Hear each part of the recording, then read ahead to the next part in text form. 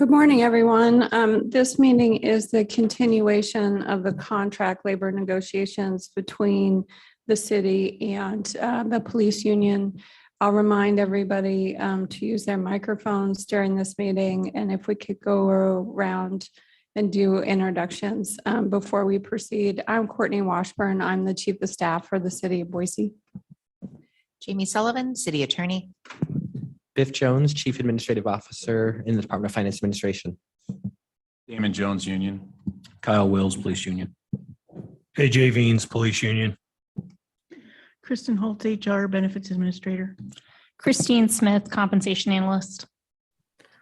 Tammany Brooks, Boise Police Department. Adam Collier, City's Outside Legal Counsel. Thanks, everybody. So just a housekeeping item, DC Brooks needs to lead the Pledge of Allegiance at the State House today.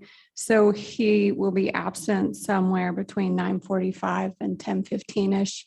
If we are in a discussion that we feel we need him for, I ask for your flexibility to accommodate a break during that time. If we don't need him, of course we need him, but if we don't need him at that exact moment, we can proceed. So the city's plan today is to address the questions the union had from the last meeting. I believe we had a list. I believe the plan was for you all to meet with Biff in the interim. I don't believe that happened, so we're prepared to answer those questions this morning. And then the city would like to provide more information on the proposed pay structure and lateral hires, in addition to more information in regards to wages and benefits. And then the city intends to make a counter offer. And then we also are interested in further discussion with the union about the civil service MOU. Does all of that sound right?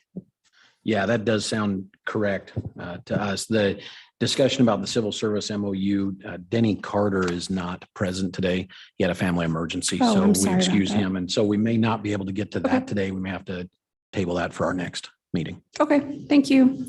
And with that, I am going to hand things over to Biff. Great. So when you have a chance, go into our shared folder, today's proposals, and I've dropped 2 documents, and we'll refer first to the PDF. I'm labeled responses to the September 6th information request.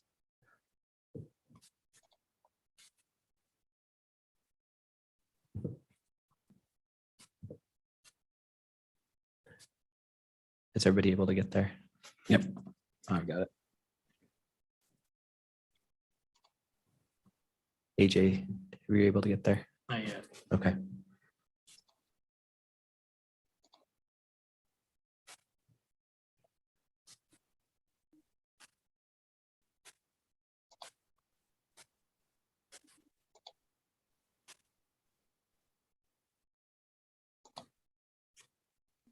I'll be interested. And Adam, do you have the files up? Were you able to get into that folder? Yes, thank you. You're welcome.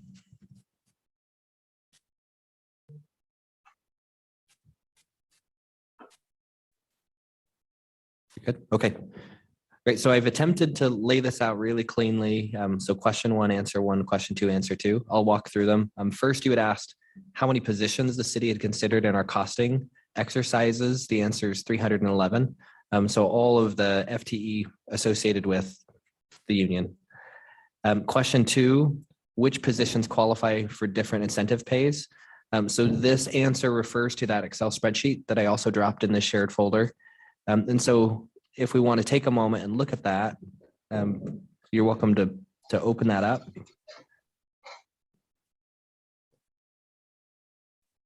And so it lays out both the specialty team or the incentive pay category, the employee that was there at the time that we pulled the data, and then also the associated position. So at the top of the page, beginning in row 4, it begins talking about the property crime unit, and it lists the individuals along with their positions, and then it rolls down the page. So you're welcome to spend time with that, and I suspect that it'll take a little bit of time for you to think through that. Yeah, this is perfect. This is what we're looking for. So that's awesome. Okay. So going back to the PDF.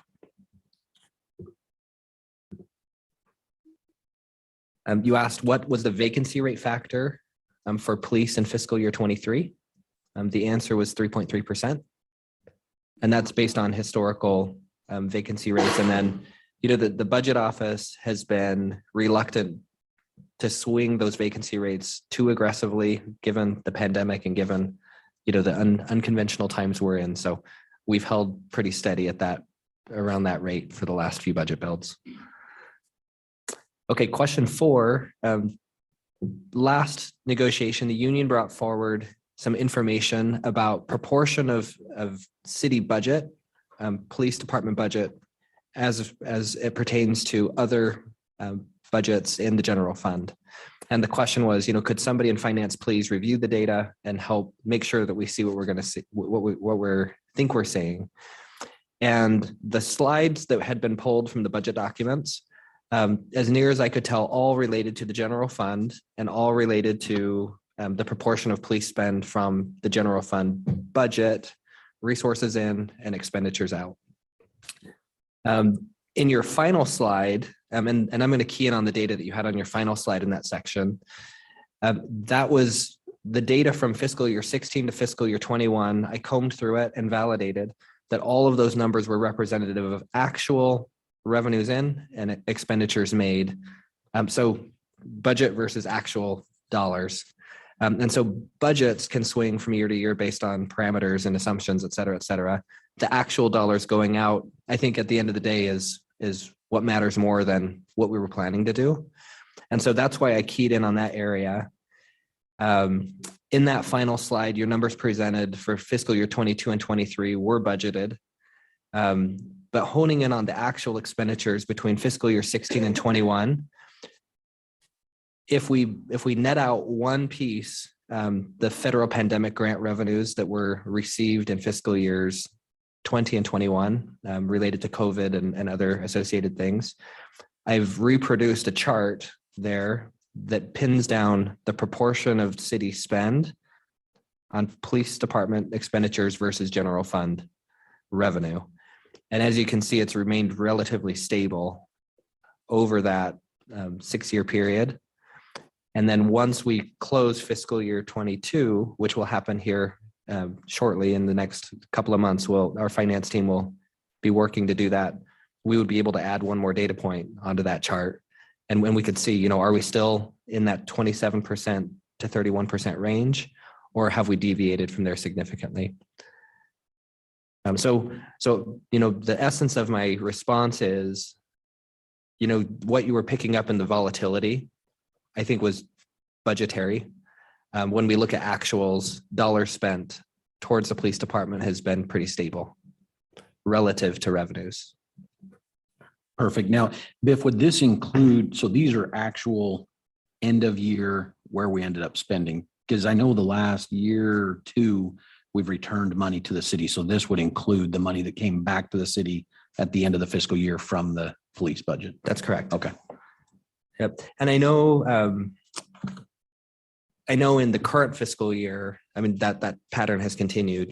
We've been understaffed. There's budget authority that has returned to the bottom line. So it'll be interesting to see as the year plays out what the data point is for fiscal year 22. Perfect. Thank you. You're welcome.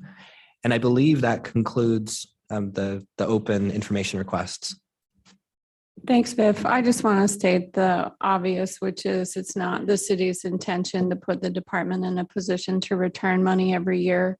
I think it's in the best interest of the city and the union to work to ensure that money gets spent in the police department. That is the intention when we allocate the budget authority. I think the challenge is our vacancy rate, as we've discussed before.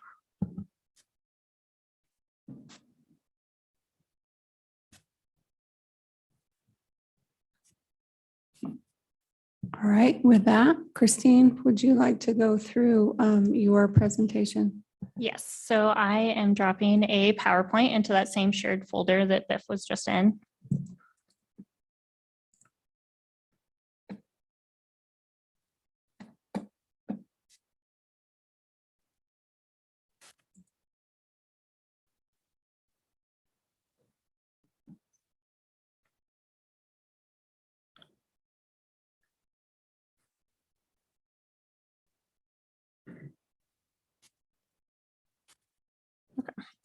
So it looks like people are getting into the document. I wanted to spend some time to talk through some of the proposed structure changes. So I think we have been relatively aligned. It just seems worthwhile spending a little bit more time talking through the details. So if we go to that second slide, this is just an overview of the police officer pay plan that we are proposing. So on the left is each step.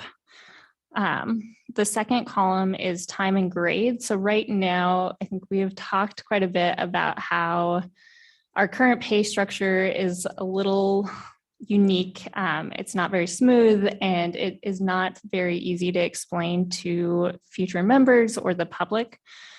So we are really trying to bring a more transparent and easier to understand pay plan forward. So we would like to move to a step or time and grade model. So looking through steps A through I, we are proposing that it be a 12-month step, so 1 year. So you would stay in each of these steps for 1 year. For steps J and K, we are proposing a 24-month step, so after 2 years. And then step L would be after 36 months, so a 3-year step.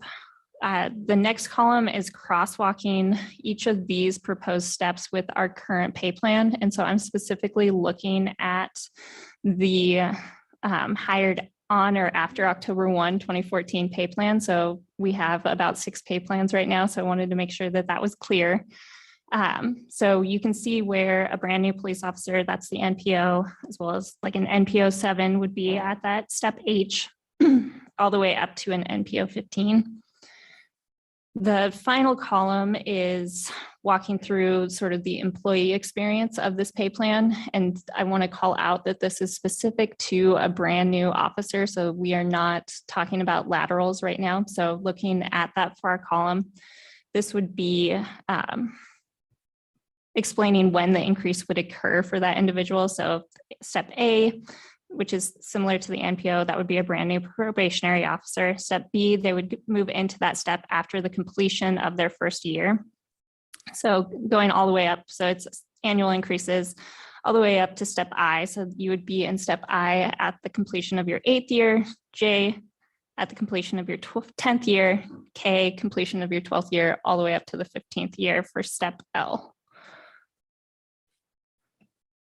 Going to slide 3, I wanted to address how we would plan to recognize lateral officers, just because I think the last time we were all at the table, there was some confusion.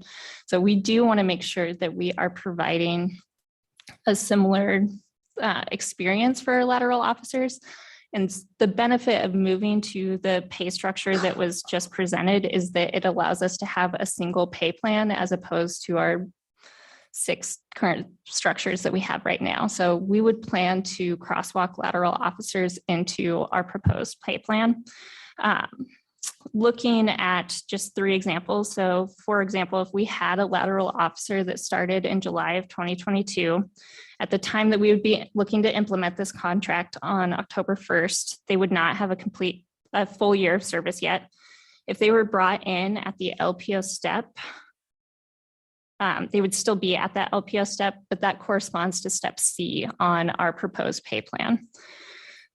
For a lateral officer brought in March of 2020, they would have 2 years of complete years of service at the time of the contract. If they were brought in at the LPO step, they would be on what is equivalent to our LPO 2 step on the pay plan, which we would crosswalk to step D on the proposal. Similarly, somebody that was hired in July of 2018, they have 4 years of service. If they were brought in at the LPO step, they would currently be at the LPO 2, but we would bring them in at step F. And so from there, it would just be recognizing their time and grade already and trying to crosswalk that to the pay plan. So are there any questions around that right now? Yeah, just backing up to page 2, just so I can understand. So for the crosswalk, the NPO 5 to step F, Yes. that's not going backwards at all. It's not going down. It's only going forward. Correct. Okay. Yep. So it is our intention to keep the members whole. Okay, perfect. And just one more comment. One reason we wanted to pause and think through this with you and make sure there were no questions here. In your presentation, last negotiation, you had highlighted some slides clearly with the understanding that people might be going backwards. And we wanted to clearly reflect back to you. That's not the intention. We intend to bring everybody forward.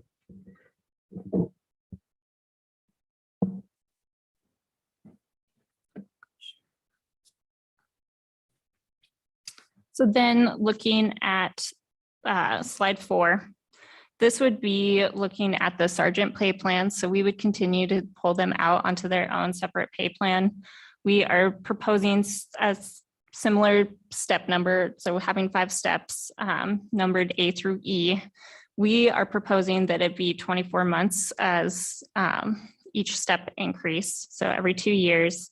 And then we've crosswalked our current job titles that we have right now and that are represented on that sergeant pay plan for 5-year, 7-year, 10-year, 15-year, and 20-year. And so we'll come back to those when we look at our proposal and how that affects the dollar amounts.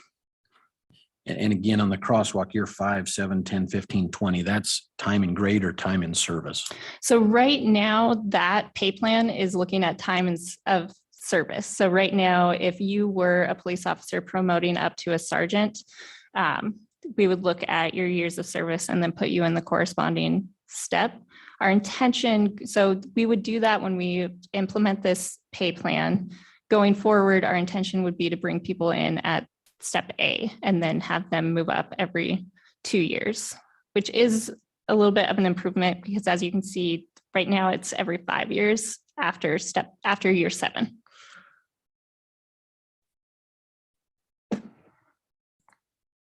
This next slide, so we wanted to spend a little bit of time of just what police union increases have looked like compared to the general employees, as well as crosswalking that to the CPIU. So we have calendar years 2018 through 2020.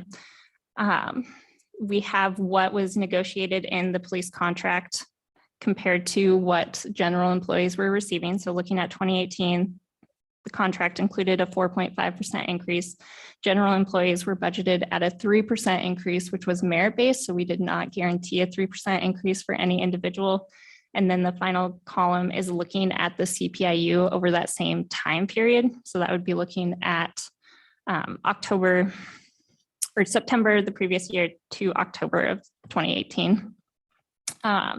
So dropping down to 2022, we're proposing, we put 5.6 in here, but with the structure changes, it's not 5.6 for everyone. And we'll go through what we mean by that. Once we actually look at the dollar amounts, it's not as straightforward as giving it one single number this first year. For our general employees, we did a 5.9% across the board increase, and we provided that increase in July of 2022. And then I'm looking at the CPIU, and I do want to call out that that's not a full year. So right now that only represents data that is available between October of 2021 through July of 2022, just because it takes some time for that data to be published. Is there any specific reason that you chose to start at 2018? Because I know prior to that were the several years of 0% pay raises for union members. So that is just the data that I have. I'm happy to go and look at previous years. I can't say generally, at least the last 4 years before 2018, I believe it was budgeted at 3% for general employees, but I don't have the contract numbers in front of me. Okay. Yeah, because I know just prior to 2018, I don't know the exact years, but I know there was 2 or 3 years at 0%, I believe, and then several 1.5 type percent. So I didn't know why specifically 18 was chosen as the start date. That's when that was the start of the last contract. Is that right? You guys didn't receive a pay increase certain years? Yeah, and I don't remember the years exactly, Adam. I would have to look them up for sure. But yeah, we had some 0% pay raises in there. Not having the data in front of me, do you think that was around like the 2012? timeframe. Probably, It was yeah. during the I want to Great say it's Recession. between 18 to probably 5 more. If you had an additional 5 years back, I think it would show some of that. Okay. So, Okay, so back in those recession years. So I was aware of general employees not getting an increase a couple of years ago, but my understanding was that police and fire had both been getting annual increases for at least the last 10. yeah, I don't believe so, Adam. I think there were some years there that we were at 0. So, I'm Kyle, and just, you may not remember, I'm just curious, do you remember where the general employees were at and where the fire union was at during that time? I don't. Okay. I'll be honest, I don't know that answer. We can find all that.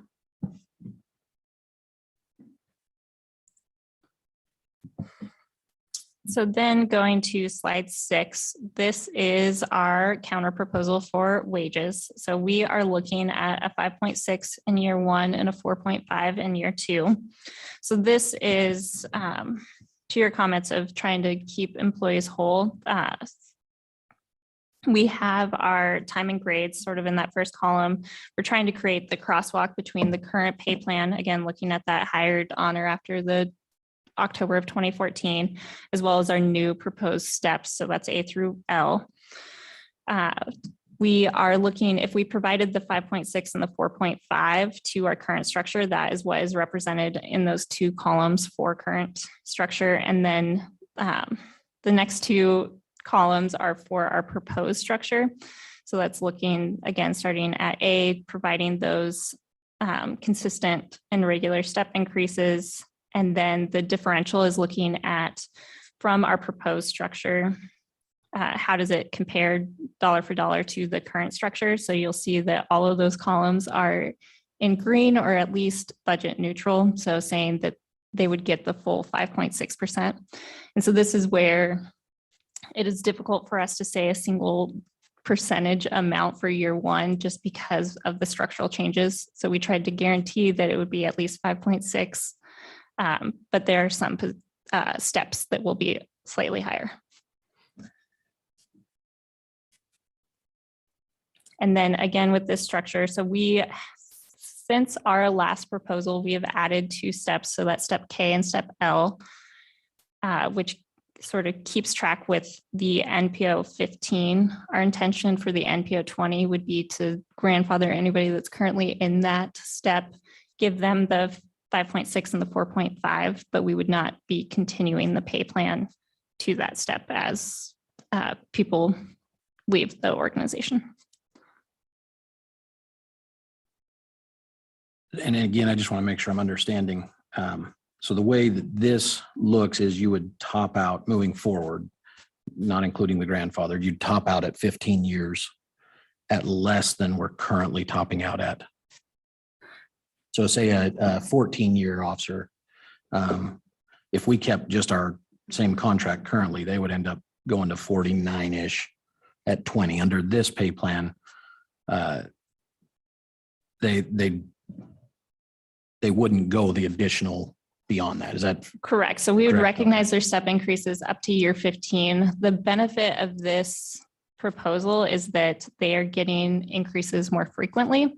So and I want to clarify, at the step L, from there, it would just be the negotiated increases. So they would continue to get the pay plan changes over time through future contract negotiations. But that would be the last step.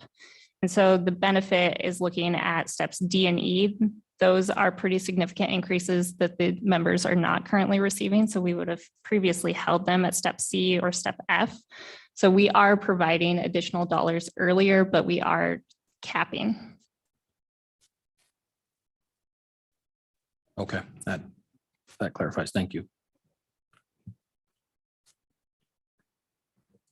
And then Christine, you already touched on this point, but I mean, just to make sure it's clear, so we've, in the third column, we've really tried to look at, if we kept the current pay rates and we grew them by 5.6%, what would they be? And then the proposal with the new steps, we've tried to meet or beat what those pay rates would be for each of those employee groupings. So once again, to Christine's point, we're calling it a 5.6% growth, but there are some employees that would experience more than a 5.6% growth. So just don't want to lose that point. Thank you. And then this last slide is a crosswalk to the sergeant pay plan. So again, we are focusing on a 24-month time and grade. These are where our current steps crosswalk to the current pay plan. And then similarly, if we were to provide the 5.6 and 4.5 under our current structure compared to our proposal and what the dollar differential is at each of those steps. And then one other piece of information to consider as you're thinking about all of this metadata. So at the bottom line, last offer versus this offer adds more than $700,000 to the table in fiscal year 23. And what's the total percentage that this offer would give in total dollar amount? So give me a moment and I'll tell you what the model shows. All right. So I do want to call out as Biff is pulling up that number. So this is similar to our last proposal for the structure. And it seemed to be that there were concerns around the unions having those top steps and where we're capping out. So we have added those steps. And that is primarily where we're seeing such an increase in the budget is through the earning potential of a member.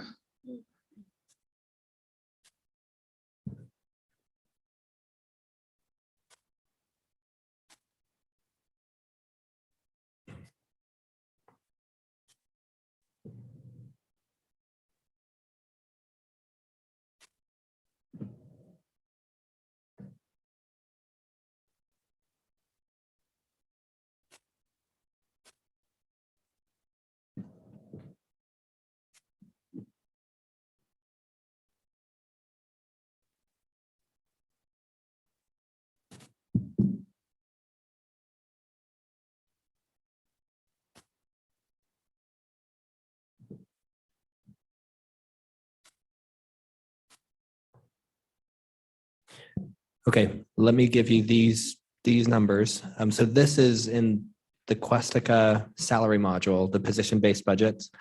So when we built the fiscal year 23 budget, we projected that contract personnel, that portion would cost the city roughly 43.1 million.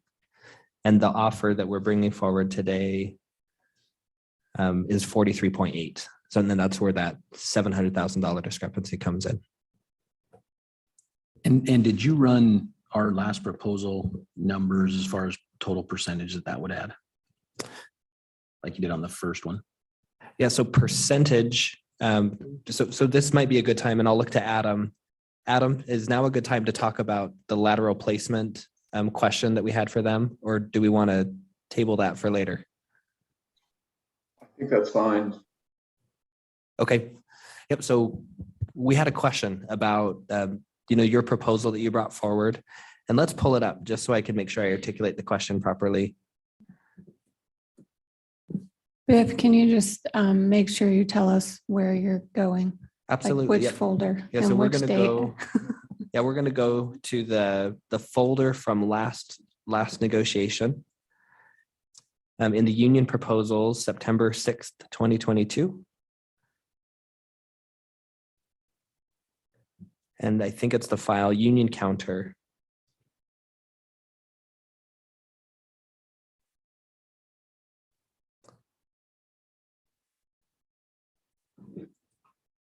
Does everybody have that up? I do, yeah. Okay, thanks. Sorry, my Wi-Fi just petered out. Let me try to connect again. Thank you. Courtney's or Jamie's gonna be kind and let me view her slides. So it's slide 2, the wage counter proposal. So and the reason that this came up as a question is the analytics team interpreted it one way. And when we brought the number back to the broader team, DC Brooks said, I didn't interpret it that way, which raised the question. All right. So based on the way that the data lines out on slide 2, we assumed that you would place lateral officers that are today in the LPO 0, LPO 3, LPO 5, 7 at the steps that are represented on your chart in slide 2, meaning you would bring them forward to those places for the whole current population. Correct. Versus another alternative interpretation would be starting after the contract goes into effect, we would bring new lateral officers and effectively let the crosswalk. Yeah, that's our crosswalk. So yeah, that would be. So that's your intention. Crosswalked over, yes. Okay. Yeah. So with that intention or with that number, if my internet will work with me here.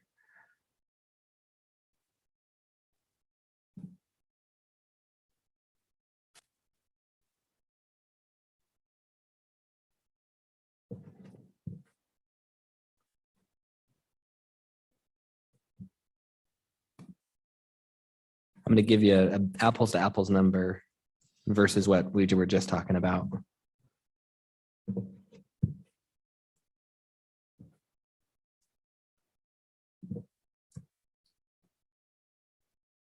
Okay. So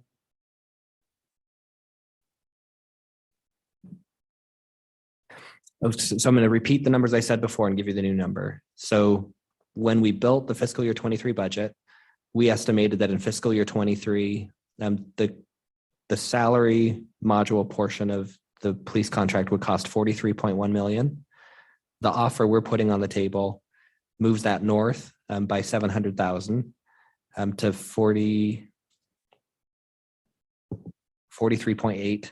And the offer, the percentages that you had given us last time and running the model based on the assumptions that we just discussed would land it at 45.8. So $2 million more than the offer we're putting on the table. Perfect. Yep. And that's what I was wondering if you had. So that's perfect. Okay. Hey, Biff, real quick on this, on the two numbers, the 43.8 that you provided today, and then what you're saying is the 45.8 we provided last time. Is that just based on union employees? Yes. Okay. Yeah, and the big difference, we actually did a comparison of placement in our model versus placement in yours. And there's pretty significant movement based on that LPO placement assumption. Right. It's really moving a lot of people deeper into those. So it's one part, the pay rates that you proposed were higher. It's another part, so many people are getting so much deeper, and that's what's driving that $2 million discrepancy. Right. I just want to make sure that the numbers just reflect union employees. Yes. Okay. Yep, you got it. And just for clarification, part of the reason we're crosswalking them the way that we did was that there was a number of officers brought in by Chief Lee at a much higher rate than officers prior to them.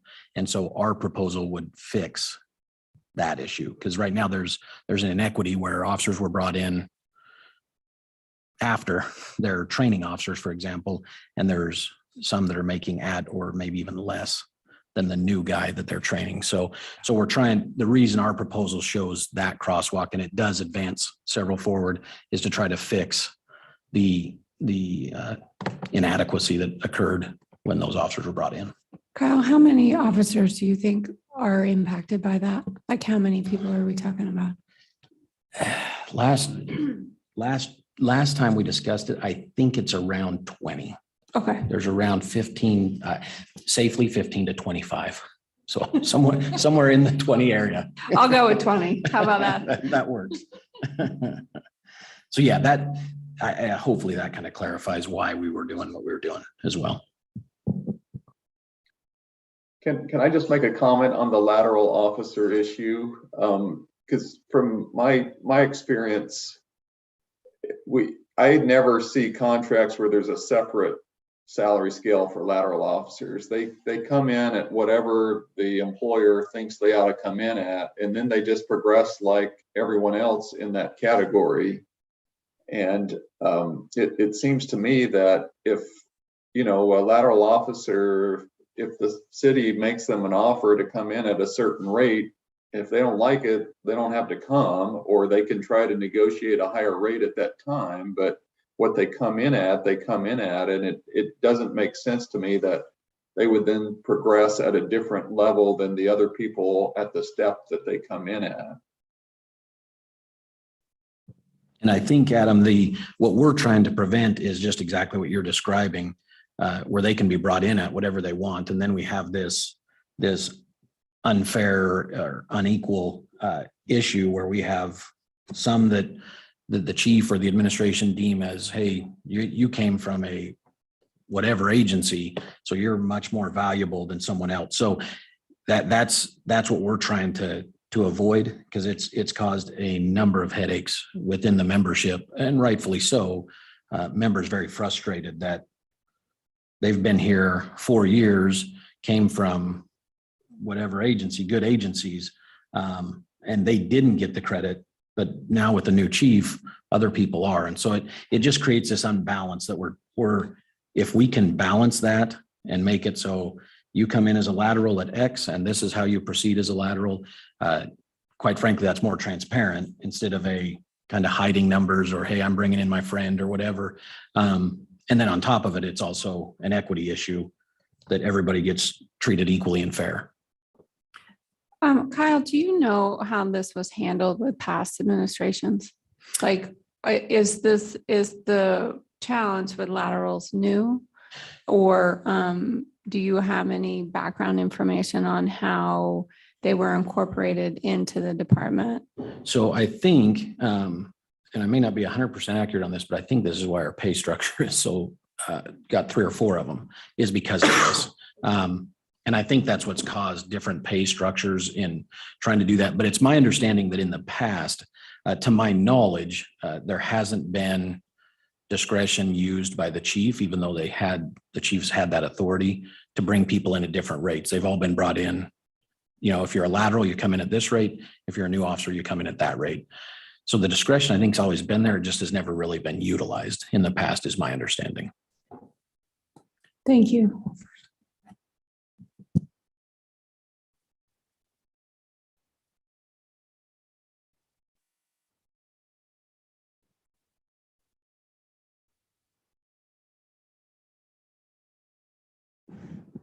Do you all have any other questions about this information? No, I think I think we've answered everything we have here. So thank you. So just a quick check-in on how we proceed with the rest of the day. The city is happy to take a break to ensure, I think our first goal today is make sure we have all your questions answered after you go through this information. And then if you have any items, understanding, Denny Carter isn't here to discuss, that's fine. But why I would suggest we take a break also to help DC Brooks go say the Pledge of Allegiance.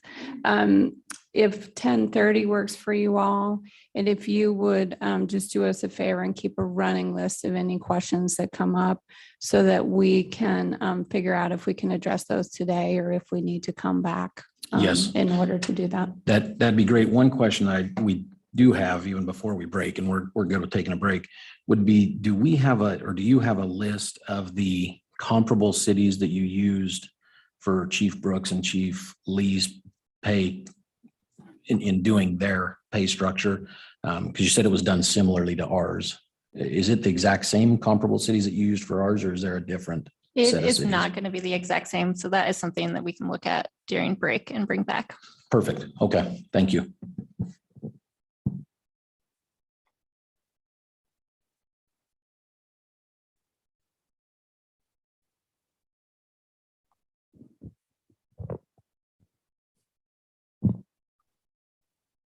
All right, with that, we will take a break until 10:30. If you all find that you need more time, just let Adam know. Okay. Sounds good. Thank you. All right, I think we're ready to resume the contract labor negotiations between the city and the police union. With that, Kyle, would you like to ask us any questions that may have come up? Yes, we did. So, and just for clarification, I think when you're researching the previous pay raises that we discussed, we think there was 2010 to 2014 contract was the 0% in there. I don't know how many, if it was every year, I don't recall. And then 2014 to 2018, it's our understanding those were 1.5%. And 1 or 2 of those years, we actually gave up to, at the city's request, to retain some officers that we just recently hired. Otherwise, they're going to have to lay off probationary officers. So the body decided to give those pay raises up so we didn't have to lay off people. So as you research that, if we could just, and we'll do ours too, but that's kind of what we're showing, Okay. if that makes sense. So Yeah, we were able to see that in 2012, it was a 0% increase. I don't have 2013, but then looking at least the contract. And so knowing that there were probably some agreements made after the contract was signed, that it was 1.5% between 2014 to 2017.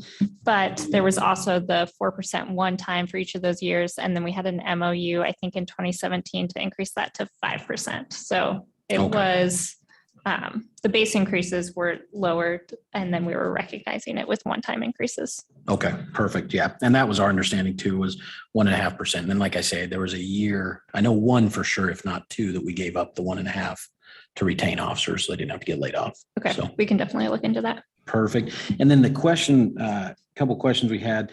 One was, we just wanted to verify. So on your proposal, it says time and grade at step A. It says 12 months. Is that intended to be 0 on that step A? So that's what they would come in at as a probationary new hire? Yep. So what that is intending to represent is that is where they would come in and then they would stay in step A for 12 months. They would move to step B. They would stay in step B for 12 months and keep moving through. So they would be in Perfect. step A for 12 months. Perfect. Okay. Yeah, and we just wanted to make sure that it wasn't at the 12-month mark that they got that very first step. Got it. That would be their hiring step. Yep. That makes sense. All right. And then as far as, and I don't know if this is for the chief or for Courtney, as far as the proposals on incentive pay, certifications, body cams, are you guys rejecting those or just haven't brought those to the table yet? I'm not sure when we're in a position to answer those. I think the challenge we're having, which is a discussion we'd like to have, is with the resources we have available for this contract. I think the laterals is really confusing our ability to understand where those resources should go, but I'm sure Biff can put that into math for you. But we're kind of remain stuck on the laterals because of the proposed budgetary impact versus the ability to have resources in other places. Okay. And that makes sense. We just want to make sure when we prepare for our next meeting, whether those are just being outright rejected or if there's room in there, because that makes a big difference on base pay versus base pay, if that makes sense. I don't think I'm speaking out of turn by saying, at least for now, everything can remain on the table with the exception of the percentage increase for wearing body cameras. Okay. The city is not interested in that proposal. Okay. So that one will be Yep. rejected. Okay. And then, okay, perfect. So that answers the next one. So kind of the union doesn't have anything else, no other questions that we came up with for today's meeting, other than we just want to make sure that the city's aware. We think your proposal, the numbers on that front end are very promising. And I think largely fixes that first 3-4 years, largely fixes a recruiting problem that we have. The issue we have, or potential issue that we do see as we move forward, is past year 5, beyond year 5 there becomes an issue where it's lagging significantly. And that's where we're losing our officers. So, we're losing that 5 to 12 year officer, and our concern for the citizen safety would be retaining those 5 to 12 years. That's typically your best years as an officer. That's when they've kind of got their feet underneath them. They understand what's going on. And we would fear becoming a training ground, for lack of a better word. We don't want to become the agency that trains everybody up and spends a lot of money getting officers well trained and well prepared to go to Meridian or Ada County. And so just from our perspective, we really appreciate the city's effort on that front end. We are concerned with that beyond 5-year mark. And so I think maybe at the next meeting, we can bring a proposal back to the table that may be able to balance both of those out. And so when you are indicating lagging, are you specifically looking at some of our peer cities? And that's where you feel like we're Correct. Yeah. Yeah. So, and of course, our argument, as you all know, from the beginning has been we're losing officers to Ada County Sheriff's Office and to Meridian Police Department.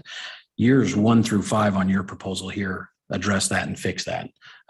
But at year 6, we start falling significantly back behind. And so I think that's the concern is, and, to Denny's point, a meeting or two ago, if it was to a city that you have to move to, makes a little bit of a difference, right? But we're talking about a 5 or a 6-year officer able to quit Boise PD, live in their same home, their kids can go to their same school, they don't have to pack up and move, and they go do largely the same job with less work and less expectation on them. These peer cities around here, Meridian, Ada County, Garden City, Nampa, they don't deal with protests. And, just this last Sunday, we had, I think, 30 officers, Chief may be able to clarify, but I think we had 30 or 40 officers forced in on a Sunday to work for potential protests. And our officers are willing to do that, and they're trained and they're willing to do that. But those other cities don't have to do that. So they get their days off, they get their weekends, that kind of thing. So that was our concern. Yep. And that has been part of this proposal, like you indicated, of trying to get some of those first few steps a little bit more competitive, which was market supported, but also helps us with our goal of trying to make sure that we can get the team fully staffed, which is the priority. Sure. And one other observation, and Christine, please correct me if I say anything out of line with your perspective. So we did, given the discussion we've had at the table about Meridian in particular, we did, as we put together this proposal, we were looking at their rates versus our rates. And from my vantage point, if you look at their wage proposal or the current contract that's in place, they have multiple rates associated with different level of post-certification. And so, that would theoretically be layered on top of what the rates are that we proposed. And as I look at their bottom level rates versus the rates that we put on the table today, I'm only seeing 2 that are out of sync. And it's because they get a proposal up to year 5, I think it is, and then they wait until year 10 to get their next increase.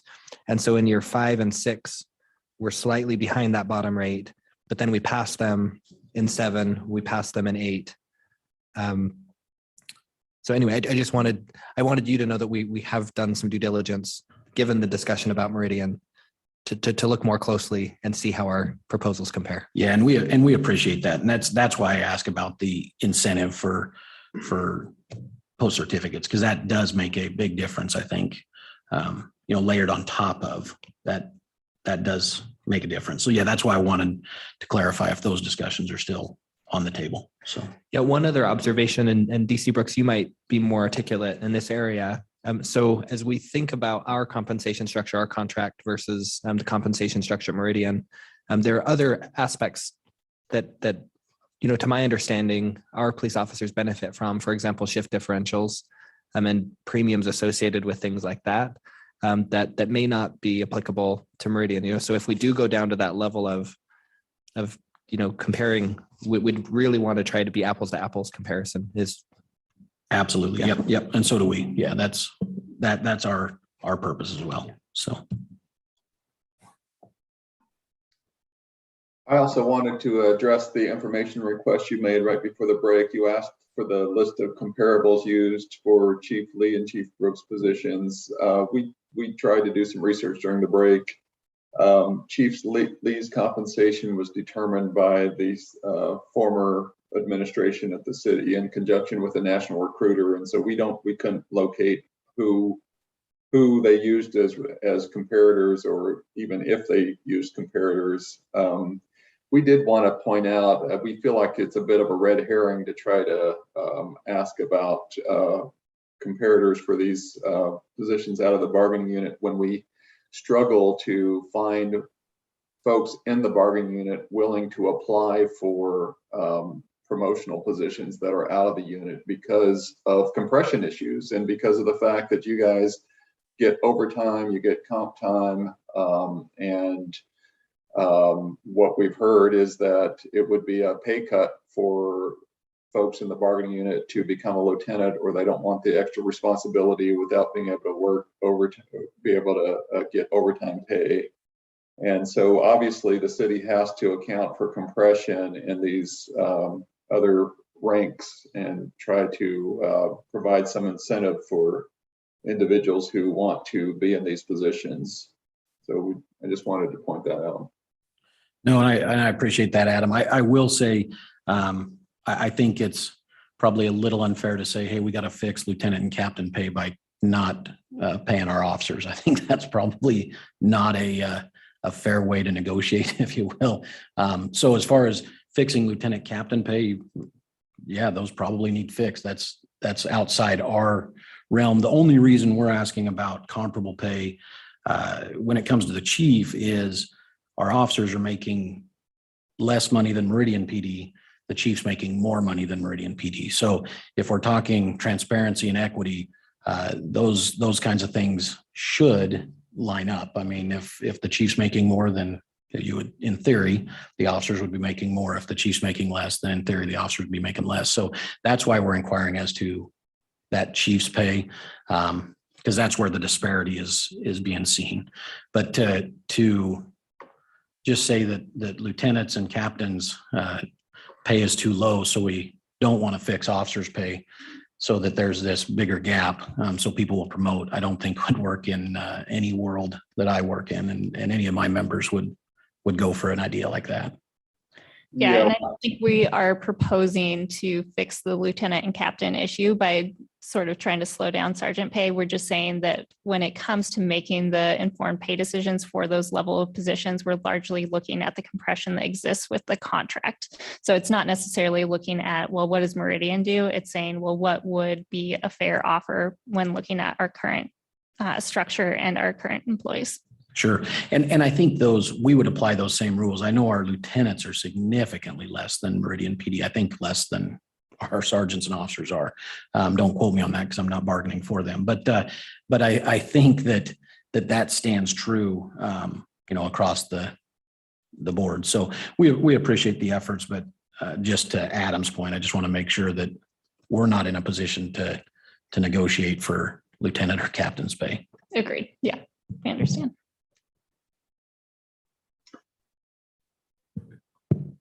And with that, I don't think the union has anything else today, unless the city has got anything else. Yeah, so I'd like to circle back to some information I shared previously and make sure I give you a full picture.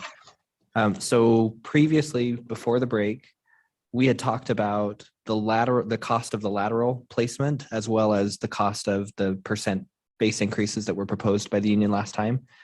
And I wanted to circle back and give you a couple additional numbers, just so you know what the cost of the certification pay estimated out to be, and what the cost of the incentive pay minus the on-body video penciled out to be.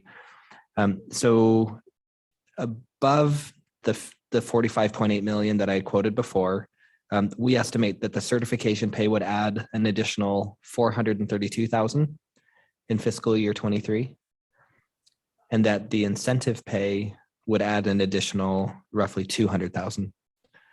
So that gives you an order of magnitude, so the base plus the lateral placement added about 2 million, and then the others added a lot less. And that actually is really good segue to some questions that I have, just to make sure we're honing in on the right things. So also before the break, we talked about, how many lateral officers from your vantage point are in that mix that would be pushed farther. And so I took some time to look back at the city's fiscal year 23 budget development, and we show 60 positions that are pegged to that lateral police officer pay grade. And when I looked back at, I thought maybe it's a discrepancy between vacancies versus positions that are filled, because we are assuming as we're filling new positions, some are going to come in at the lateral level, some are going to come in at the NPO level. And so I was able to identify So we sync the salary module usually in the January, February timeframe. So these numbers may not hold true to today. But back when we did the salary sync for fiscal year 23, we had 36 active employees in that lateral police officer pay grade. And so, it piqued in my mind the question, as we were talking, you would suspect there was a lower number of lateral officers that would be impacted by that. And I think it might be a function of timeline. So I know there's also been a lot of conversation at the table about, lateral placement once Chief Lee arrived. And, first they were high, then they were low. And there's this unresolved issue. And so from my vantage point, the question is, how far back do you go to try to push the laterals deeper into the pay schedule? So, and that's a great question, Biff, and I appreciate you asking to clarify that. So, and the reason our number is going to differ from your 60 on your laterals is because your 60 is going to be everybody who's ever come in at that LPO pay, correct? That's correct. Yeah. So, Yep. And not all of them are affected by it. So it's a group. It's going to be, I can tell you, it's going to be a group. Chief Lee was hired July of 20. Does that sound right? July 1st of 20. So it's going to be a group that would have been hired from July of 20, and then there's a little bit of a rough estimate, but to about July of 17. It was about the 3 to 4 years, maybe July of 16, about the 3 to 4 years prior to Chief Lee arriving, because that group came in at just the standard regular LPO pay. And then Chief Lee brought the other group that we're discussing, he brought them in at the significantly higher rate. So that group hadn't even caught up in that 3 to 4 years. Anybody who had been here less than what those guys were brought in at would be affected. Anybody who'd been here more than what those guys were brought in at wouldn't be affected because they would have already been at or above, if that makes sense, what I'm saying. So yeah, I would, and I'm kind of guessing a little bit, but 3 to 5-ish years prior to July of 20 would be the group that's affected. So the number of officers that were hired in LPO pay during that time. So that's helpful. So follow-up question. So those that were hired after that group was brought in, so let's say those that were hired from that point to today, or even looking forward into the future, as we bring in a new lateral officer 3 months from now or 6 months from now, is the intention to land them in the pay schedule, at the level that you had proposed last time, or? Correct. Yeah. So it's everybody. It would then be moving forward if hypothetically we agreed on a contract October 1, anybody hired after October 1 as a lateral would come in at our proposed crosswalk. Okay. So yeah, they wouldn't, because I think at that point we wouldn't have that issue to fix. Right. So, and I will say since Chief Lee was hired and today he's brought guys in at different pay rates through that whole time. Some were brought in higher, some were brought in lower. So there may be a few mixed in there. We don't have those numbers. You would, just to see where has he brought these guys in, because there may be some discrepancies or inequities mixed in the last 24 to 27 months. Because I know he hasn't brought everybody over as a lateral during his time here at the exact same pay. Some have started lower and some have started higher. And then, once again, and this is thinking budgetarily, so pardon if this is a theoretical question. So of the resources that the city has to put towards, solving the issues that the union prioritizes, currently, just looking at your last offer, there's just a large proportion of those resources going to solve the lateral issue versus certification pay versus incentive pay. And so, as we move forward, this is really helpful because it really helps me understand the intent behind, independent of what's the financial implication, what's the intent. And I'm hearing that the intent is there's a perceived discrepancy in justice for a particular employee group. And the intent is to rectify that, even though it's a large dollar figure. Yeah, we want to, our goal obviously is to represent all of our membership, but they're certainly our members. And so we want to make sure that we take care of any of our members, whether that is because they fall in the inequity group or because they don't. Our members, we're here to represent them. So whatever offer we end up taking back to the membership, obviously would be up to them on whether that is that important. I can't speak on behalf of what could happen, when we take it to them, but the direction we've been given has been to fix those. That's one of the priorities that we've been given to try to resolve and fix. And so here's another question, and this is the moving forward piece. So if we do peg that lateral officer coming in the future at that higher rate, it's really going to, and that's what the long-term cost implications are in the model that we ran is, now we're no longer starting at step 0 for people coming in. We're starting effectively at step 5, was it, Christine? So step 5. And so just the headroom that an employee would have to experience is lower. And so, for me, it goes back to the conversation we've been having around the table of, is all experience and both number of years and level of either organizational complexity, how does that sit with members who are growing up in the Boise Police Force? You come, maybe spend, the MPO 1, MPO 2, and you work your way up, and maybe somebody comes over with 2 years of experience from who knows where, and they land on that 5 spot. Just thinking openly, I think you have the potential to spark some challenges that way too. Sure. And that's why, if you recall, our very first offer when we discussed moving laterals over was half credit for their time. And if I recall, Chief Brooks wasn't a fan of that, is why we kind of changed that. But that would largely fix, to your point, what you're saying. If a guy comes in with 2 years experience, they're coming in at the 1 year pay. So they're getting half credit for their previous time. So we were trying to, on our counter offer, adjust to what we felt like folks wanted, because our initial offer, or one of our initial proposals, was to bring laterals in and give them half-time credit for their previous agency time, which would address largely some of that. So we've made an adjustment there, and if we want to look back and go back to looking at something like that, we would certainly be interested in that discussion, as that was, I believe, one of our initial proposals. Thank you. I think those are my questions. I just kind of wanted to answer Biff. So Officer Jones, or Damon, and Kyle were both laterals to Boise Police Department. I was not. I've spent my entire 15 years at Boise PD.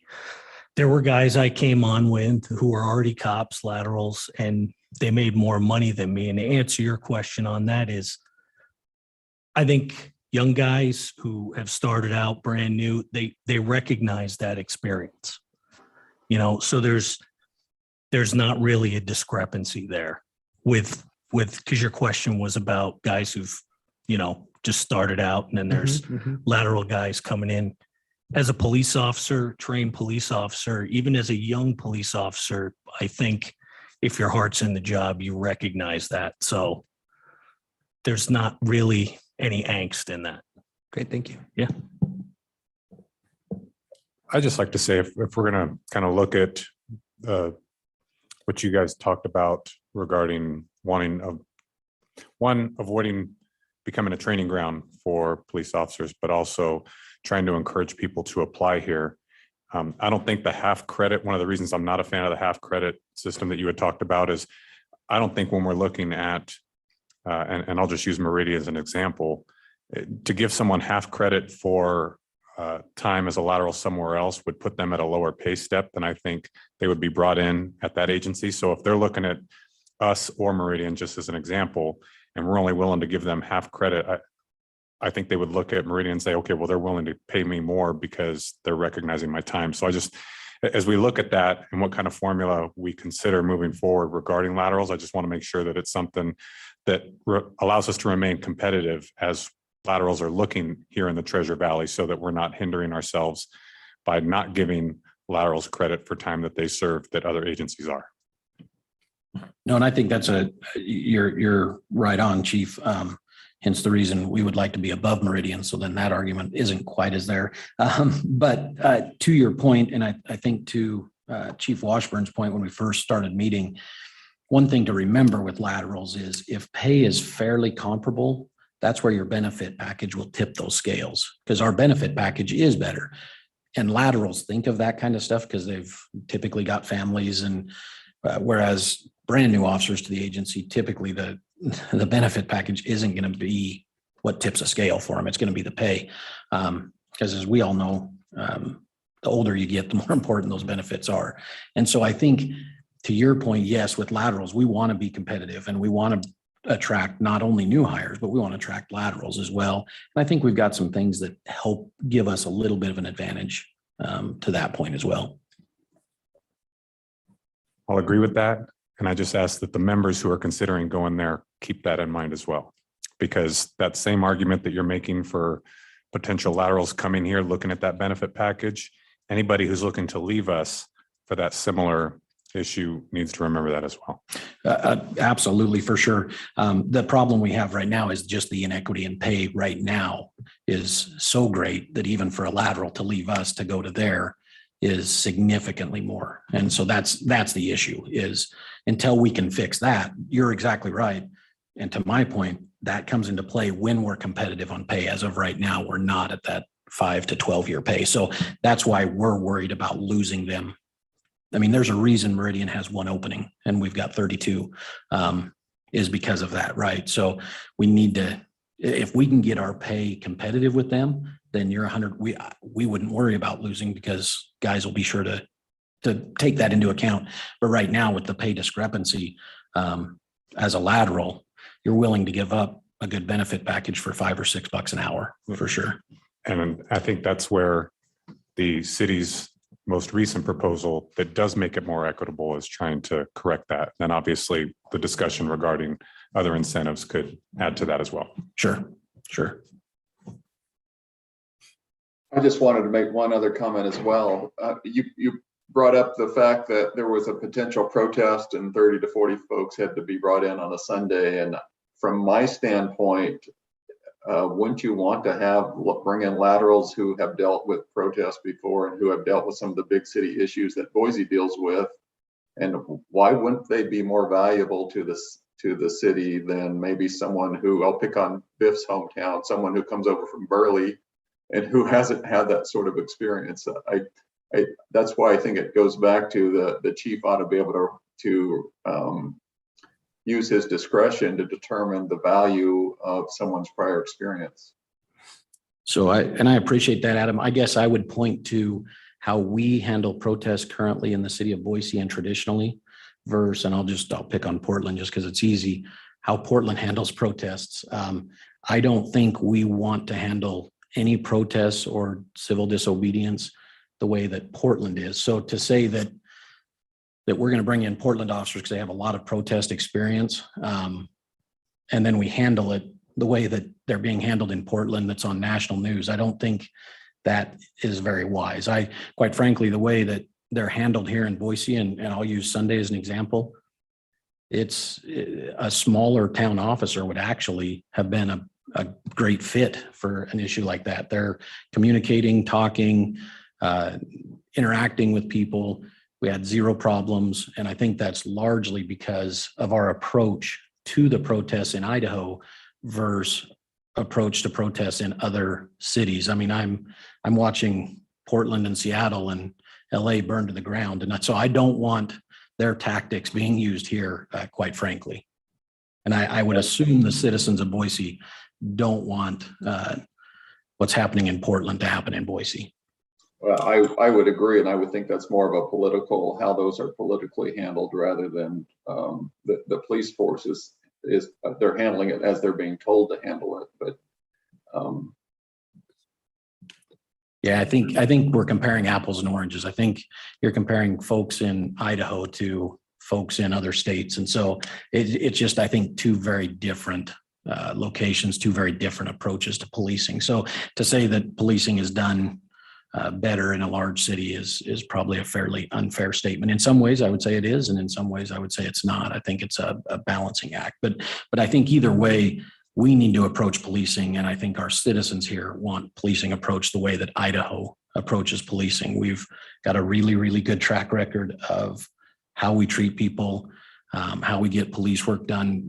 I believe one of our lieutenants recently did a survey of the public, including people we'd arrested, people we'd responded to calls. And I want to say somewhere in the area of 97% was how happy people were with the service they received from the Boise Police Department in his study. So I think we want to continue that trend. We want to continue treating people right, policing the way that our officers do. I would argue we have the finest officers in the country within the Boise Police Department. And the last thing we want to do is lose them or change our culture to a point that our citizens are not getting the quality service that they're currently getting. No, I agree. I think you would agree as well, though, that not everyone's experience is equal. You could be two separate agencies in Idaho, and you probably, some have a reputation better than others as far as training their officers and the way they police. Oh, absolutely. Yep. And that's why I think the most equitable way to do it is how we've proposed it. Because otherwise you're going to have to, essentially the chief, you're putting a lot of weight on the chief to then go do a background from that agency for every lateral hire we do. And that's a burden I just don't think is fair to put on him, along with the cost and everything else that would go along with having him reach out and check with every single agency to see what their training's like, to see what the kind of experience they're getting, all that kind of thing. So we're looking, there's not an exact easy solution. We recognize that. But so we're just trying to look at what's the most transparent, equal, fair way to do this. And from what we've seen nationally, there's a set rate that laterals come in at and a set rate that new hires come in at. And that's what we're trying to work towards. Okay. I just from one other comment, from my perspective, you don't represent officers until they start working for the city. So why does it matter if the chief determines to make an offer to bring someone in at a certain salary? That individual can say yes or no. And if they accept it, then they thought it was a good offer. So I guess I don't understand the piece about now 2 years later, it was a bad offer. Yeah, so the issue isn't for them on their offer. The issue is the officers who currently work here that end up training these officers that come in, making less money. It's pretty hard when you're the trainer in the passenger seat of a patrol car, making less money than the lateral officer that just came in, and trying to tell them how we police in Boise and help them understand our culture and how we do things. And they're sitting in the driver's seat making more money than you are. And when that is very discretionary to the chief, you may get a chief that goes, I'm going to bring all my friends over at this pay, and pays them extremely high, and then says, oh, but I don't like these guys, or I don't like this agency, or whatever it is, and brings them in at a lower rate. So it becomes this very non-transparent, unequitable issue. And we're trying to make it fair. Now, what I'm trying, and you're exactly right, Adam, that's why I'm not trying to negotiate starting pay at the very bottom dollar a whole bunch, because that's far outside of our members' hands. But when people come in at a higher rate, and now my members end up being affected because the new guy was brought in at a higher rate, that becomes a membership issue. So to say it's not, I think is, again, a little bit unfair. We want to make sure we're taking care of our members. And that includes how people are brought in. And the type of people that come in is a huge difference, because those are the officers that will be assisting me on calls, that will be backing me up. We certainly don't want to get to a place where I'll just bring in whoever we want, because again, that will change the culture that we believe is an outstanding culture in the city of Boise.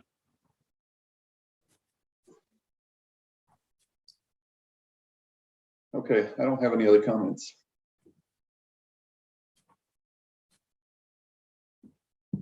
So I think the city's preference, I'm going to make up some words and I'm going to look to DC Brooks to correct me, but the city very much would like for you to be able to return with a discussion about the civil service MOU. I believe it has implications for hiring processes we're trying to conduct currently.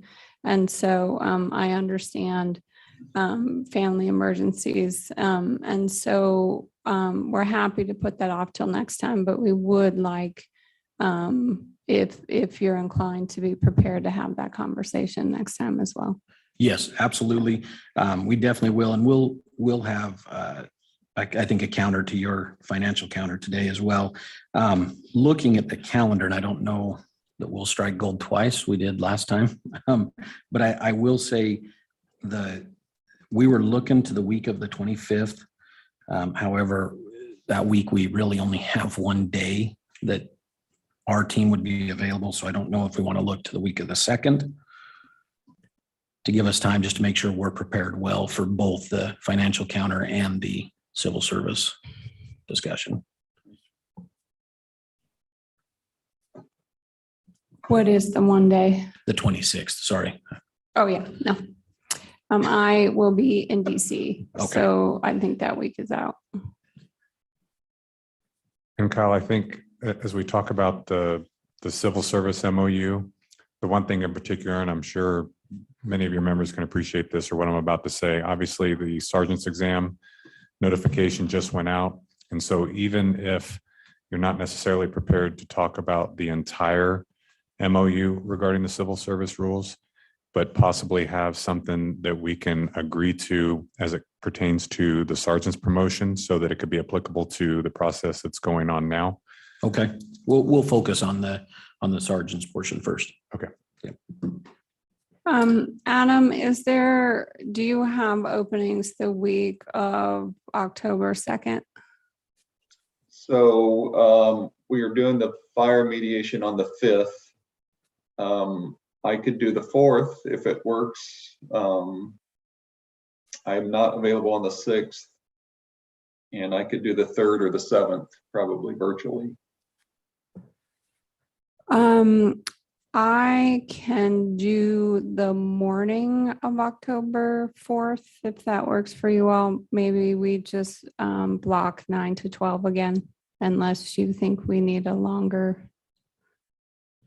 You know, if we're going to have the discussion with the civil service and the financial, if we could schedule for longer, I think that would probably be better. If we end up finishing early, that'd be fine. But I think that'll be a lengthier day. If we can schedule a little longer, that'd be good. Would you be open to an 8:30 start to, I think I could go till 1. Yeah. And then we'll just see if that'll do it. And I'm old, so the earlier the better for me. Does anyone have an objection to October 4th from 8:30 to 1? All right. Jamie, would you just do whatever we need to do to make sure that happens? Thank you. Anything else before we conclude today? Nothing from our side.